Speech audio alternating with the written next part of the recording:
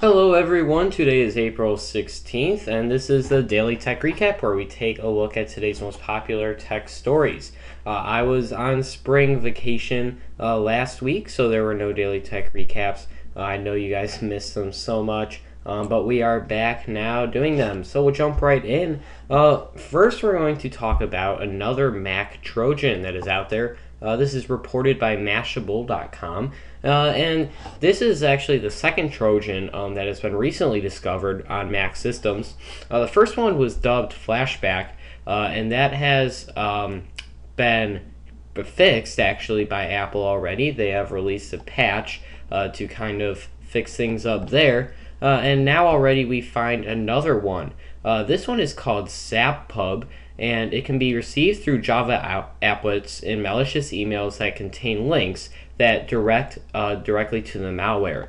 Now, this Trojan can be a larger threat than the first. According to Alex Gostev, who is the chief security of the antivirus software provider called Kaspersky Lab, who actually first reported on this SapPub Trojan, this Alex Gostev says that Flashback delivers people's search engine results to the hackers. However, this new one, SapPub, grants the hijackers complete access to the system. So not just a little part of it like the last Trojan. This Trojan grants complete access to the system, which obviously leaves a much larger threat.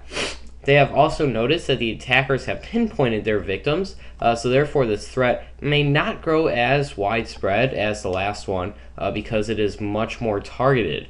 Now, no patch has been released yet to fix this vulnerability issue that the new Trojan causes. However, I do recommend that you obviously use some common sense when using your computer. If you, like I said, this is mostly spread through emails that contain malicious links. So just use common sense when opening emails. If there's an email that looks any bit suspicious, don't open it, and definitely don't click on the links inside of it. Next, we're taking a look at a pretty cool Kickstarter project. This is called Pebble. And what this is it's a watch that connects to your iPhone or Android device via Bluetooth. It has a e-paper display here that's viewable in direct sunlight, so makes it very suitable to be on a watch that you would use both inside and outside. And it comes in three colors, as you can see here: white, red, and black. And there will also be a fourth color that will be decided on by the backers of the Kickstarter project here. So if you pledge a certain amount, you can actually vote on a new color for the watch. Now, you can use this watch for are to, for example, if you're a runner or a bicyclist, you can view speed, distance traveled, and lap time, also pacing, and among other things that can be downloaded to the watch. All of that statistics stuff can be viewed on the watch via data that is received from your phone. The watch can also be used to control music that is played from your phone. It can also be used to view new messages that come in, like text messages and emails. Those can be pushed to the watch's display so you can easily check those messages. You can also download applications to the watch with an app that you can download on your phone called the Watch App Store, and the applications wirelessly and instantly download to the Pebble watch. Also, if you receive a phone call on your phone, the Pebble watch will come up with the caller ID, and you can easily use the watch to answer the call there if you have a headset device. So very efficient uses of the watch. Now the watch will have an open SDK, so any developers can build applications for it. It does have a built-in accelerometer and a vibrator assembly that developers can play around with, and the battery in there can last 7 days on one charge. So the minimum pledge to get a watch currently is $115 because the $99 one is sold out. So currently, if you want one of these watches from Kickstarter, you have 32 days to pledge $115. But this is actually breaking Kickstarter records, which is impressive. The goal was $100,000. They raised $3,269,297. That is amazing. Obviously, people want this watch. So if you're interested in this watch, it's going to retail at $150, but you could get it at $115 right now by going to the Kickstarter project. The link will be in the description. Our next story comes from the Windows blog, and this is about Windows 8, which is the next upcoming operating system update to the Windows family. So this is basically announcing the 3 different versions of Windows 8 that they will be releasing. So those versions are Windows 8, Windows 8 Pro, and Windows 8 RT. So Windows 8 is kind of like the consumer level, normal version of Windows 8. That would be kind of like the home premium of other Windows versions. Not necessarily basic, but more of home premium. Windows 8 Pro is the business version, and that will contain a few more features than the normal version, such as encryption and virtualization. And then lastly, we have Windows 8 RT. This is the touch optimized version. So all around it, it's touch optimized. Even the desktop side of Windows 8 is optimized for touchscreen, specifically tablets. Now, this will not be available as an upgrade. So if you have a computer running Windows 7 or an earlier version, you can get an upgrade to Windows 8 or Windows 8 Pro. However, RT will not be available as an upgrade. However, will come pre-installed on tablets and other touchscreen devices that are coming out after the Windows 8 release.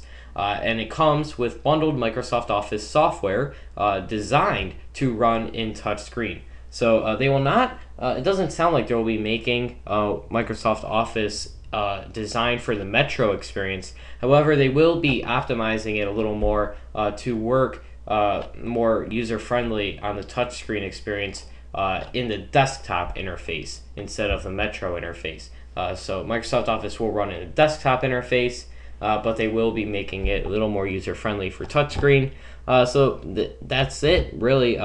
They only have 3 versions this time instead of a million versions, so you don't get too confused. And also, I think it makes it a little more clear what version you would need. I think the regular household would use Windows 8, businesses Windows 8 Pro, and then Windows 8 RT. Well, that's just, if you have it, you have it, because it comes pre-installed on anything that needs it or would benefit from it. Our final story comes from thenextweb.com, and we're talking about a new Google service that will be coming soon called Google Drive. Now, this does not come specifically from Google. This is all based on leaks and just kind of just piecing everything together. So this is not a for sure kind of thing. Google has not announced anything about it officially, but this is just what the Next Web has specifically found out about the new service and what we think it will consist of. So basically, we think it's going to be a competitor to services like Dropbox. It will be file storage and syncing. You will be given 5 gigabytes of free storage, and the service will launch as early as next week. However, we don't really know much of anything else. We know that it will run on several different operating systems, such as Mac, Windows, Android, and iOS, as it says right here in the title. However, we don't know exactly how it's going to run. Obviously, on Mac and Windows, it's going to have to download some kind of program, but we don't know what that program is going to do, how the program is going to implement into the whole interface and the whole user experience. We don't know if it's going to implement as a side program that you go to upload files, or if it's going to implement more like Dropbox, where it just kind of runs in the background and you use the standard file viewer.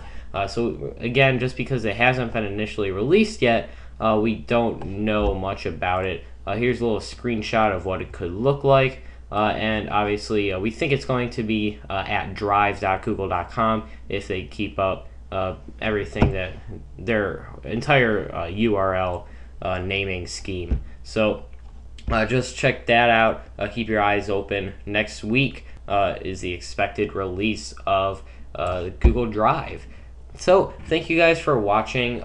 This is the conclusion of the Daily Tech Recap, where we go over the top tech stories of the week. Make sure you follow me on Google+. Here's my profile here. No, I have to move this actually because they changed up everything and they moved everything over. But there we are. So I post everything on here, as well as some of the stories that I find that are very interesting. I will post those on Google Plus, so it's a good way to stay in tune with technology.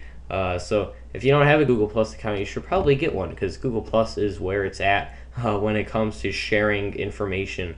So if you want, you can follow me there. You can also follow me on Twitter. All those links will be in the description. Make sure you subscribe to my YouTube channel as well to stay updated on all my videos. I'll see you guys in the next video. Thanks for watching.